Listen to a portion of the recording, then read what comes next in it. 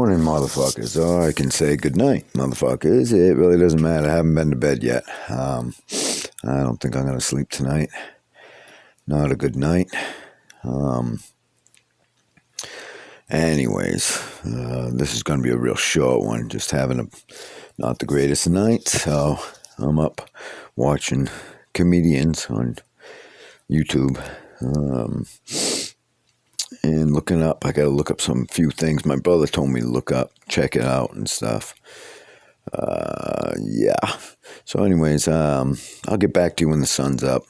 And I promised you the mini today, so I'll just splice this into it. I'll do the mini up for you people, and you get to see what that's like. And hopefully some of these pinheads that say they're going to show up when you're selling the two vehicles, and they never show up. Oh yeah, we'll be there. Yeah, whatever. All right. I mean, my goodness, some of these people are unbelievable. But let me tell you a story about in Alabama. I lived 9 years in Alabama, Selma, Alabama, right on the outskirts, headed towards Prattville. I lived out in what they considered the boondocks. I considered, because you had houses so close to you, it really wasn't the boondocks to me. But anyways, my neighbor, I said he was a little old black guy. He wasn't, man. He wasn't. He was actually, I think he was like a year younger than me. But he looked old only because the man paid off his house now, had a house, raised 3 children and his wife, and raised them just selling what he had on the property. Yeah. Peanuts, weed, and moonshine, and in the summer, of course, watermelons. Now, it's not a racist joke I'm going down here with, no. This is what he sold in town. He'd load up his truck every morning, early morning, time I'm going to work, 4 o'clock in the morning. This man was headed out too. Go to downtown, get all set up, and sell this stuff. Of course, the weed and the moonshine is illegal, but hey, nobody bothered him. Nobody, he honestly paid off his house and everything. But he always came over. During the weekends, I'd be mowing the lawn. Took me 2 days, believe it or not, to mow the whole lawn down there, 3 acres, because in the summer, holy crap, just too hot, to do it all in one sitting and stuff. So anyways, I'd be turning that. My son would be like what we called lawnmower skiing. He would hang on to the back of the lawnmower. I'd be wailing around, and he would have his sandals on. He'd be skiing behind it. Like water skiing on the dead grass and stuff behind it. I'd tell him when we came up to the Red Ant Mountains, because I didn't want him skiing through those damn things. Didn't seem to bother him, but nonetheless, not unless he'd been really a shithead, and then I'd let him ski through it. That's a whole nother story in itself. I'd turn that lawnmower, though, and there's that little black guy just standing there. I mean, you're talking woods to go through to get to my house. There's woods with what I call the Jesus thorns. The thorns that were as long as my finger and sharp as hell, and they hurt like a bugger. If you tried running through the woods or even just walking, got hit with one of those, it felt like a needle going in your arms, and not a pleasant needle. But anyways, and he'd be holding his mason jar full of moonshine. Always a new batch, always asking me to try it. And Ryan, try this motherfucker. And it was like, at first I took a sip every now and then. Raw gut corn squeezings. Oh my goodness. That man, clear could be. And he gave me a jug on my way home. When I was moving back up here after 9 years living down there, he gave me a gallon jug for free. Had sand people on the bottom of it. By the time I got back up here, which was about 28 hours later, got back up to New England, the sand was gone, dissolved. Yeah, oh yeah.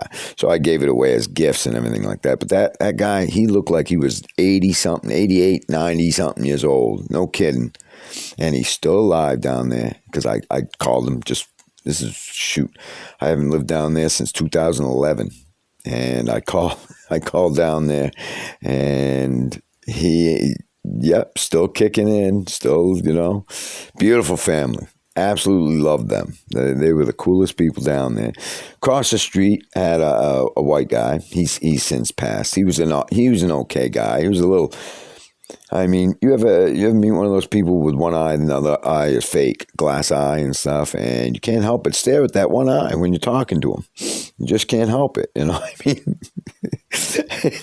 So he comes over the first day I moved into the house and stuff. Well, we're moving our stuff in, me and my boy Joey, and he says, "This is my wife. This is my last wife." This is how he introduced himself and his wife. "This is my last wife. This is because in the state of Alabama, you can only marry 7 times. And that's the law. I can't marry any more than that. So she's the last one I'm going to marry." That's how he introduced her. Nice people and everything. But, I mean, typical Southern boy. Drive around on his zero-turn lawnmower with a holster of a shotgun on the side. He'd hold his shotgun. And on the right side, he had basically a beer cooler. And he carried his 12-pack of beer in there. And he would mow his lawn all day long, every day, every minute of the day. He had 3 laundry businesses. And he'd just go in once a week and collect the money and stuff. Other people ran him. And that's all he did. And he would drive that lawnmower around, all day long, shooting, believe it or not, buzzards.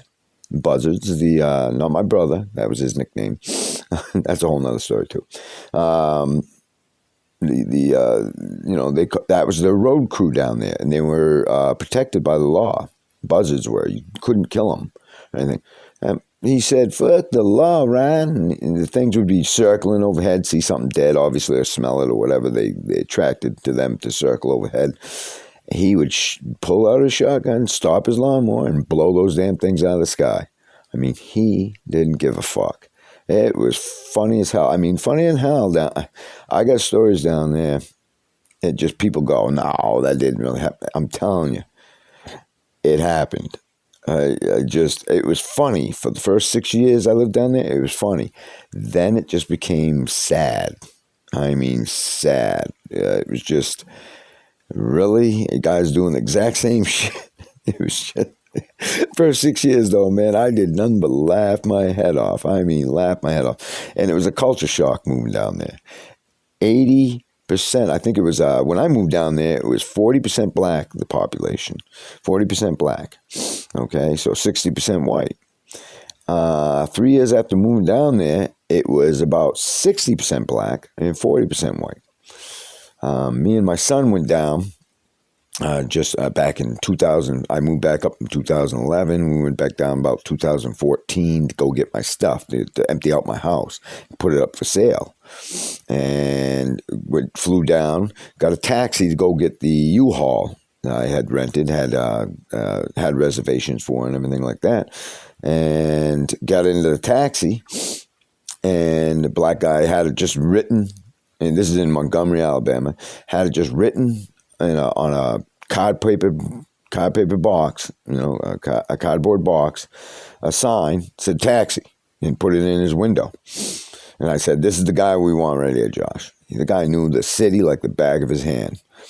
We jumped in, just had basically backpacks on, threw our backpacks in, and jumped in. I sat in the front, my boy sat in the back. I go, and my son was totally embarrassed by me saying this, but I knew the gentleman would know exactly what I meant. I said, "What's the percentage up to now, man?" I said, "I just moved out from here, and I've been gone for about 4 years, 4 years. What's the percentage up to?" He goes, "We're up to 86%, sir." And I go, "Holy shit, guess who's the minority now, motherfucker?" And he started laughing. The taxi driver, thought that was funny as hell. He started laughing. He asked me where we're originally from and all this. And my son was just so embarrassed. "Dad, how could you ask him that?" I said, "Because Southern people love that shit. I mean, white, black, I mean, it's just, we're the minority. Big deal. Big deal." Me and Joey used to go to Walmart. Me and my youngest son, when we lived down there, used to go to Walmart, and we were the only white people in Walmart. Nobody cared. I didn't care, and they didn't care. It was funny and hell. I got some stories about Walmart too. I got to tell you, but yeah, it's Walmart. Everybody's got stories, but I'll tell them at a later date. I'll load this one up, seeing how I babbled about Alabama for a while and stuff like that. Hope you're enjoying these. I'm sorry it's still dark and looking out a damn window and everything, but it's just, the way it is and stuff like that. I loved Alabama. It was a good time. Good people down there and shit. And I'll tell you more stories about that. I got stories about Utah, too, when I lived in Utah and stuff like that. But, all right. I hope you guys have a good morning when you get up, finally. It's finally, what is it, 3:30? 3:30. Just hit 3:30 here. So, when you get up, I hope you have a good morning. Have a good go outside. It's supposed to be, it's not supposed to be as nice as it was yesterday, but nice enough. Hopefully that you can go out and have a cup of coffee out on the lawn or something like that and enjoy the sunrise and stuff. But we'll see in a bit. I love you. Have a good morning and see you in a bit. All right. God bless.